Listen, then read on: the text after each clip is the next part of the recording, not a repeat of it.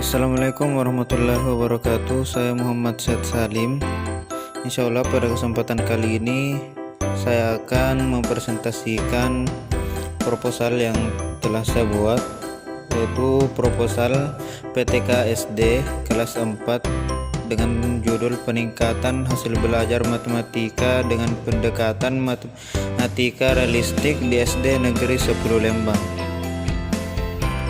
Langsung saja kita masuk ke bab 1, yaitu pendahuluan. Bagian pertama mengenai latar belakang. Menghadapi era globalisasi diiringi dengan perkembangan iptek yang sangat pesat, seseorang dituntut untuk mampu memanfaatkan informasi dengan baik dan cepat, sehingga dibutuhkan sumber daya manusia yang berkualitas dan bernalar tinggi, serta memiliki kemampuan untuk memproses informasi sehingga dapat digunakan untuk mengembangkan iptek. SDM Indonesia masih mengalami kekurangan dalam menciptakan teknologi yang semakin maju seperti sekarang. Kurangnya SDM yang berkualitas disebabkan oleh pemahaman terhadap suatu ilmu yang masih kurang maksimal, terutama ilmu-ilmu yang berkaitan dengan teknologi yang mendasar seperti matematika. Salah satu karakteristik matematika adalah mempunyai objek yang bersifat abstrak. Artinya, objek matematika berada dalam alam pikiran manusia, sedangkan realitasnya dengan menggunakan benda-benda yang berada di sekitar kita. Seperti abstrak ini menyebabkan siswa mengalami kesulitan dalam matematika. Banyak siswa menganggap bahwa matematika itu sulit. Selama ini, guru seakan-akan menjadi pemegang kekuasaan secara penuh di dalam kelas.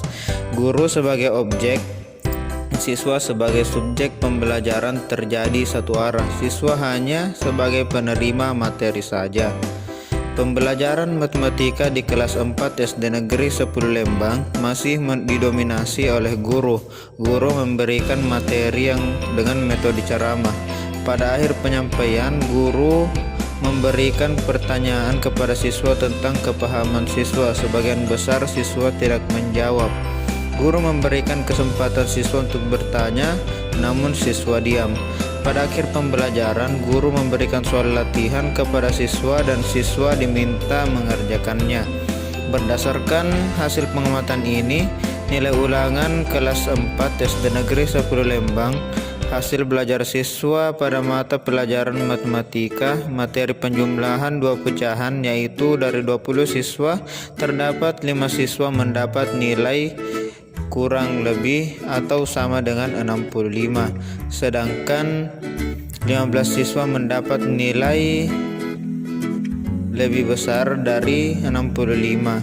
Dapat disimpulkan bahwa hanya 25% siswa dapat mencapai KKM dan 75% belum mencapai KKM. Bagian B, rumusan masalah. Berdasarkan hasil belajar siswa kelas 4 SD Negeri 10 Lembang, materi penjumlahan 2 pecahan dapat dirumuskan masalah sebagai berikut. Yang pertama, bagaimana penggunaan pendekatan matematika realistik pada materi pecahan dan operasinya di kelas 4 SD Negeri 10 Lembang. Yang kedua, bagaimana peran dan minat siswa terhadap penggunaan pendekatan matematika realistik pada materi pecahan dan operasinya di SD Negeri 10 Lembang. Dan yang terakhir, yang ketiga, bagaimana hasil belajar siswa kelas 4 SD Negeri 10 Lembang pada materi pecahan dan operasinya setelah menggunakan pendekatan materi matematika realistik. Bagian C, tujuan penelitian. Menerapkan pendekatan matematika realistik di kelas 4 SD Negeri 10 Lembang pada materi pecahan dan operasinya.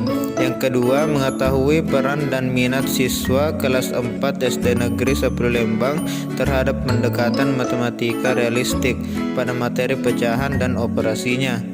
Yang ketiga, mengetahui hasil belajar siswa kelas 4 SD Negeri 10 Lembang pada materi pecahan dan operasinya.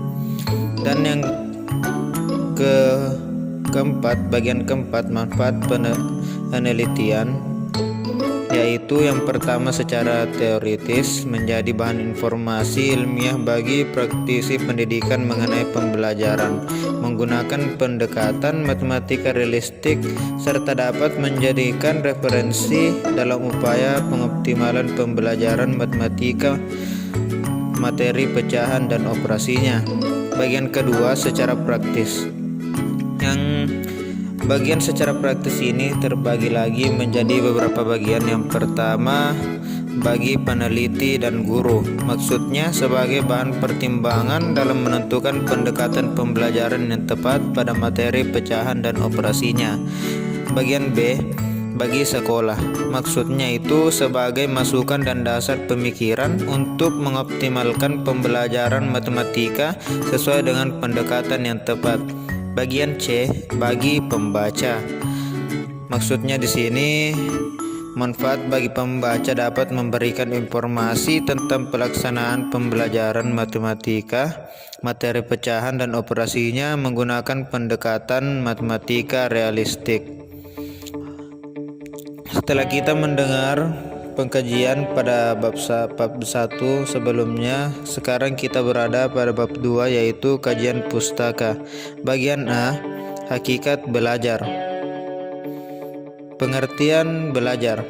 Belajar pada hakikatnya adalah proses interaksi terhadap semua situasi yang ada di sekitar individu. Belajar dapat dipandang sebagai proses yang diarahkan kepada tujuan dan proses berbuat melalui pengalaman. Surya Muhammad pada tahun 1992 mendefinisikan belajar sebagai suatu proses usaha yang dilakukan individu untuk memperoleh suatu perubahan tingkah laku yang baru secara keseluruhan. Sebagai hasil pengalaman individu itu sendiri dalam interaksinya dengan lingkungan. Perubahan yang terjadi dalam diri seseorang banyak sekali, baik sifat maupun jenisnya, karena tidak setiap perubahan dalam diri seseorang merupakan perubahan dalam arti belajar. Menurut Slameto pada tahun 2010, ciri-ciri perubahan tingkah laku yang termasuk dalam pengertian belajar terdapat 6 ciri-ciri. Yang pertama itu perubahan yang terjadi secara sadar. Yang kedua, perubahan dalam belajar bersifat kontinu dan fungsional. Yang ketiga, perubahan dalam belajar bersifat positif dan aktif. Yang keempat, perubahan dalam belajar bukan bersifat sementara. Yang kelima, perubahan dalam belajar bertujuan atau terarah. Dan yang terakhir, perubahan mencakup seluruh aspek tingkah laku. Kesimpulan dari penjelasan mengenai definisi belajar adalah perubahan tingkah laku akibat dari perbuatan yang sengaja maupun tidak sengaja berdasarkan dari pengalaman-pengalaman yang telah dimiliki yang berguna untuk memenuhi kebutuhan hidup. Sekarang kita berada pada bagian B, faktor-faktor yang mempengaruhi belajar. Menurut Slameto pada tahun 2010, ada beberapa faktor yang memengaruhi belajar, yaitu faktor yang berasal dari dalam diri atau yang biasa disebut faktor intern, dan faktor yang berasal dari luar atau biasa disebut faktor ekstern. Dalam faktor intern dikelompokkan menjadi 3 faktor, antara lain faktor jasmaniah yang meliputi kesehatan dan cacat tubuh, faktor psikologis yang meliputi inteligensi, perhatian, minat, bakat, motif, kematangan dan kesiapan, sedangkan faktor terakhir adalah faktor kelelahan. Dalam faktor ekstern yang mempengaruhi hasil belajar dikelompokkan menjadi 3 faktor, yaitu faktor keluarga, faktor sekolah, dan faktor masyarakat.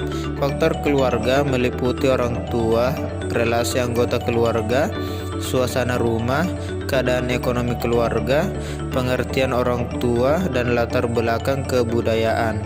Faktor sekolah meliputi metode mengajar yang dilakukan oleh guru, kurikulum, relasi guru dengan siswa, relasi siswa dengan siswa, disiplin sekolah, alat pelajaran, waktu sekolah, standar pelajaran di atas ukuran, keadaan gedung, metode belajar, dan tugas rumah.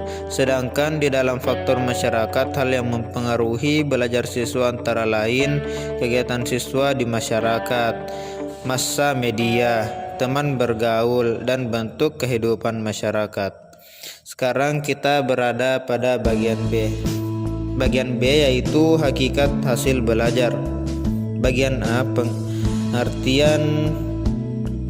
pengertian hasil belajar. Hasil belajar merupakan peristiwa yang bersifat internal yang terjadi di dalam diri seseorang. Peristiwa tersebut dimulai dari adanya perubahan kognitif atau pengetahuan, kemudian berpengaruh kepada perilaku. Perilaku belajar seseorang didasarkan pada tingkat pengetahuan terhadap sesuatu yang dipelajari, kemudian dapat diketahui melalui tes. Menurut Dimyanti dan Mudjono pada tahun 2006, hasil belajar merupakan hasil dari suatu interaksi tindakan belajar dan tindak mengajar. Hasil interaksi itu menyebabkan perubahan perilaku individu yang meliputi ranah kognitif, afektif, dan psikomotorik. Perubahan tingkah laku tersebut diperoleh setelah siswa menyelesaikan program pembelajarannya melalui interaksi dengan berbagai sumber belajar dan lingkungan belajar. Yang kedua atau bagian B, faktor yang mempengaruhi hasil belajar. Hasil belajar yang dicapai siswa dipengaruhi oleh dua faktor utama, yaitu faktor dari dalam diri siswa dan faktor yang berasal dari dalam diri siswa meliputi kemampuan yang dimilikinya, motivasi belajar, minat dan perhatian, sikap dan kebiasaan belajar, ketekunan, sosial ekonomi, faktor fisik dan psikis. Sedangkan faktor yang berasal dari luar diri siswa meliputi faktor lingkungan, terutama kualitas pengajaran.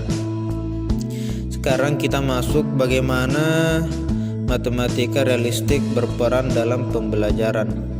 Di sini kita masuk pada bagian C, yaitu matematika realistik.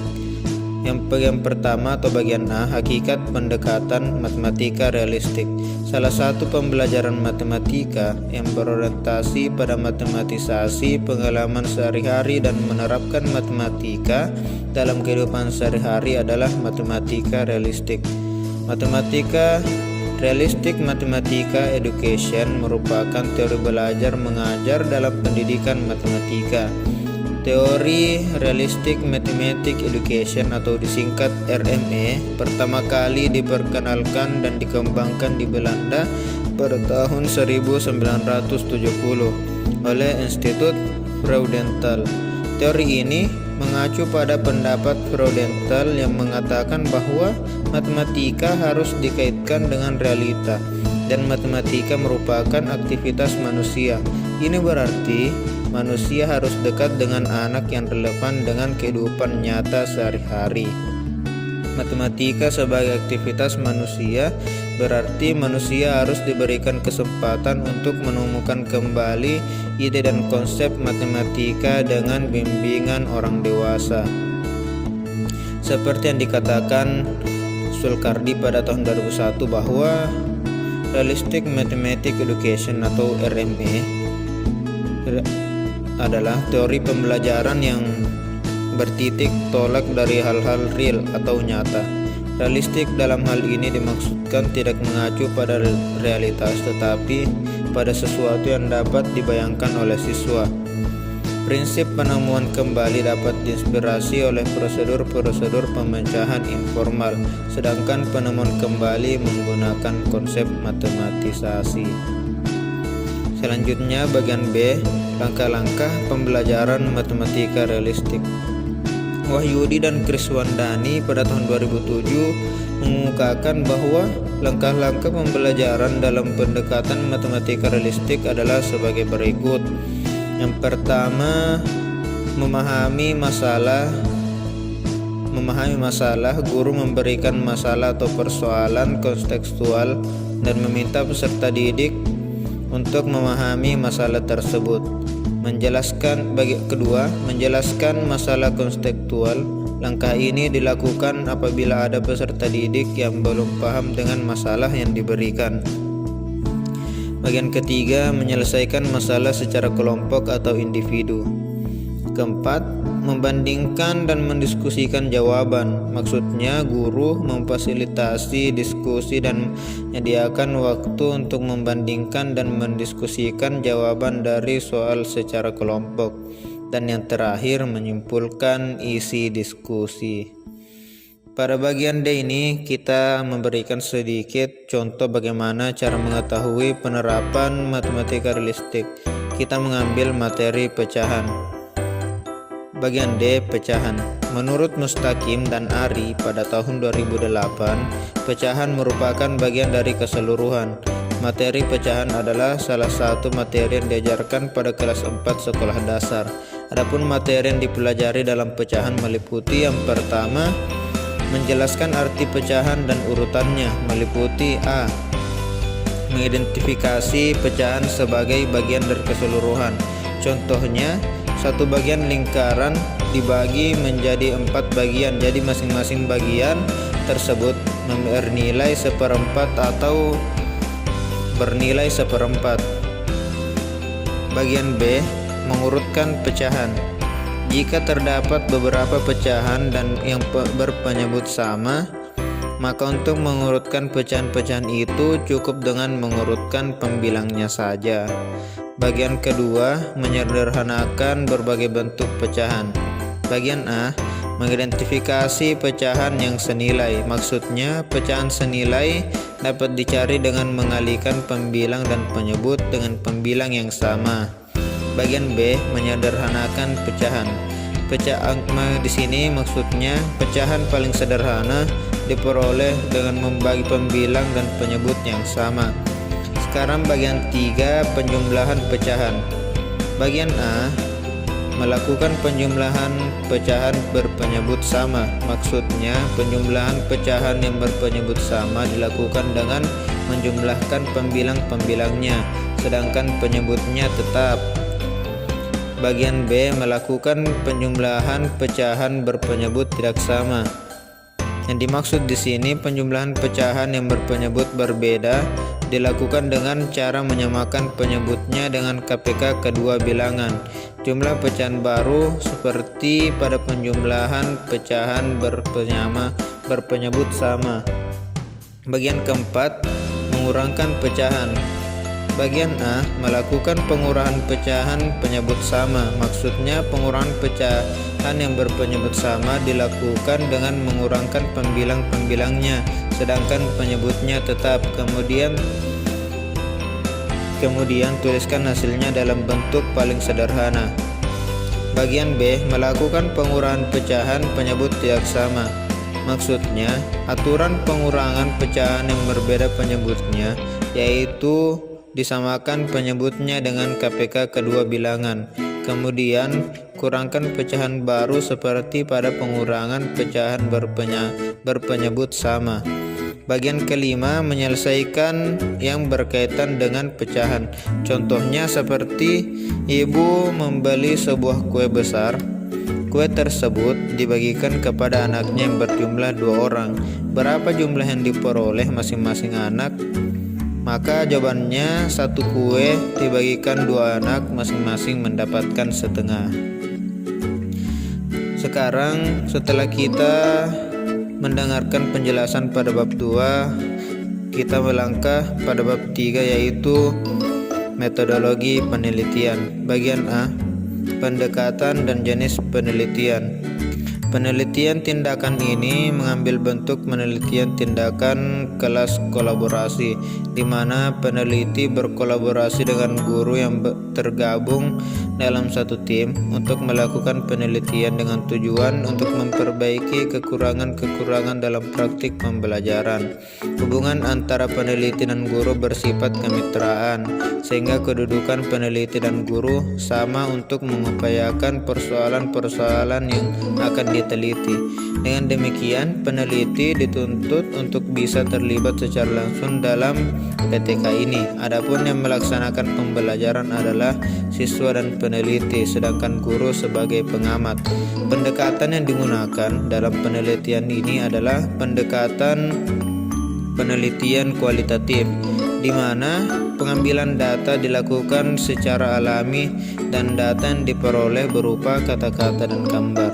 Sesuai dengan pengertian penelitian kualitatif, yaitu penelitian yang bermaksud untuk memahami fenomena tentang apa yang dialami oleh subjek penelitian, misalnya perilaku, persepsi, motivasi, tindakan, dan lain-lain secara holistik dengan cara deskripsi dalam bentuk kata-kata dan bahasa pada suatu konteks khusus yang alamiah dan dengan memanfaatkan berbagai metode ilmiah.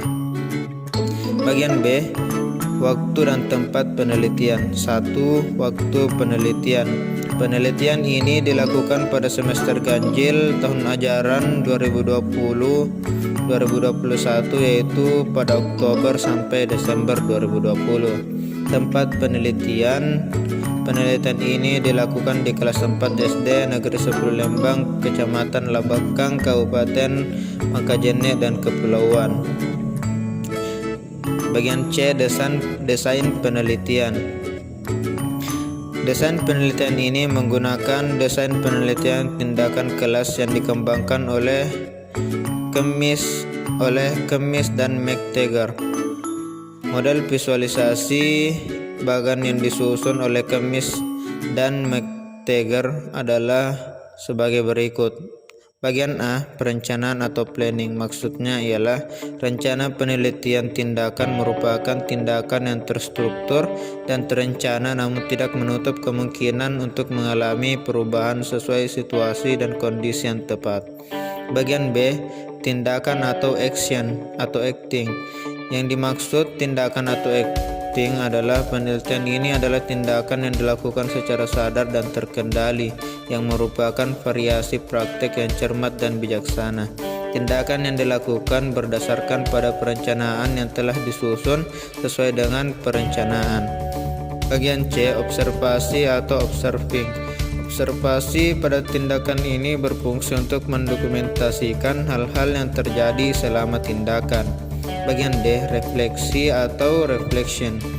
Refleksi adalah mengingat dan merenungkan kembali suatu tindakan yang telah dilakukan sesuai dengan hasil observasi. Sekarang kita berada pada instrumen penelitian pada bagian B. Sebelum kita masuk pada instrumen-instrumennya, ada baiknya kita mengetahui pengertian instrumen penilaian. Instrumen penelitian adalah alat atau fasilitas yang digunakan oleh peneliti dalam mengumpulkan data agar pekerjaannya lebih mudah dan hasilnya lebih baik, dalam arti lebih cermat dan sistematis sehingga lebih mudah diolah.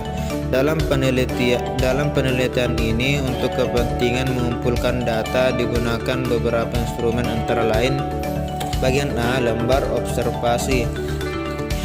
Dimaksud lembar observasi ialah lembaran yang berisi catatan yang menggambarkan aktivitas peneliti dan siswa dalam kegiatan pembelajaran yang dilakukan di kelas.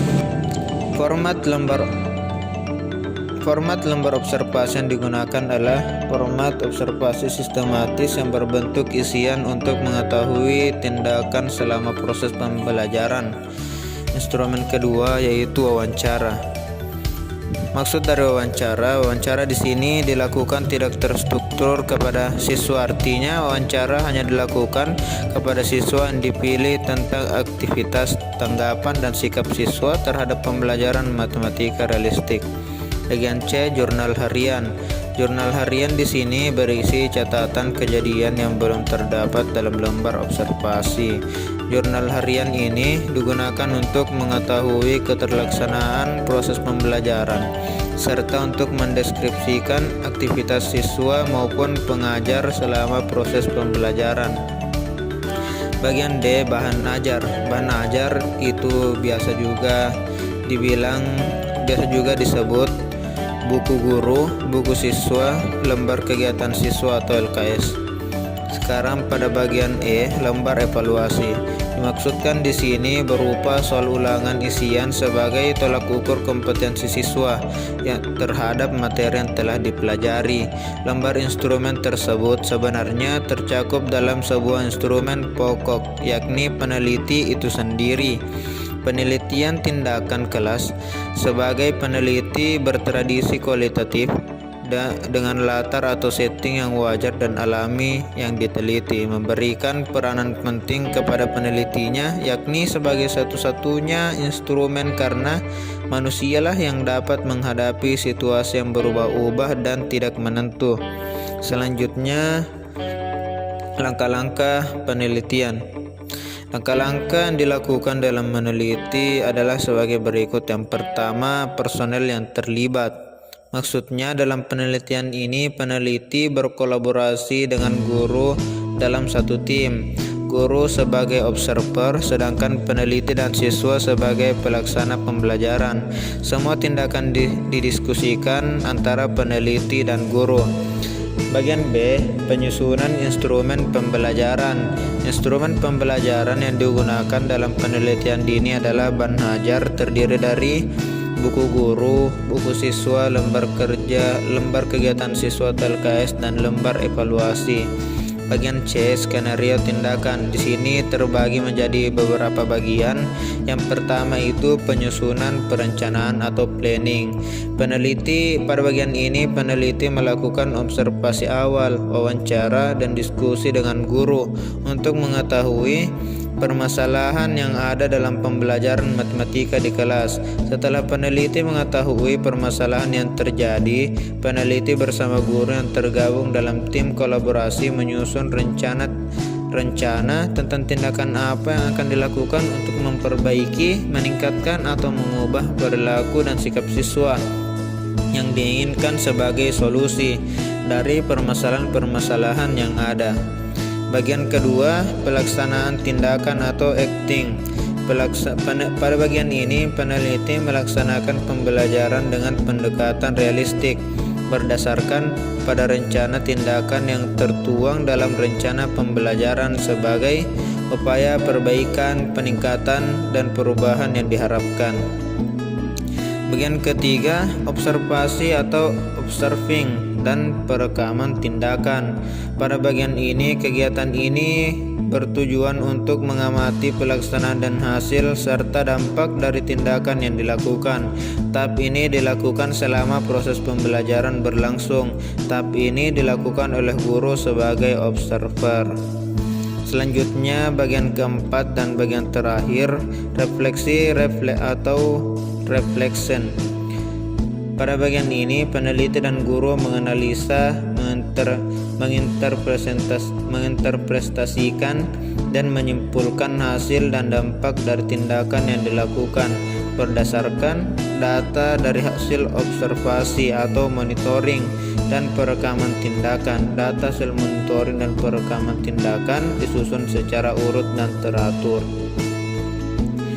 Sekarang kita berada pada bagian F, yaitu teknik analisis data. Yang pertama yaitu reduksi data. Reduksi data ini ialah merangkum data atau memfokuskan pada hal-hal penting. Bagian B, triangulasi. Triangulasi ini adalah suatu cara untuk menghilangkan perbedaan-perbedaan konstruksi kenyataan yang ada dalam konteks suatu studi sewaktu pengumpulan data tentang berbagai kejadian dan hubungan dari berbagai pandangan. Bagian C, display data. Data hasil reduksi data dan triangulasi kemudian dianalisis dengan analisis deskriptif. Selanjutnya, data hasil analisis disajikan dalam bentuk terstruktur sehingga data mudah dipahami secara keseluruhan atau pada bagian tertentu. Selain itu, data ditampilkan pula dalam bentuk foto untuk memahami hal-hal yang bersifat subjektif. Dan bagian terakhir yaitu kesimpulan.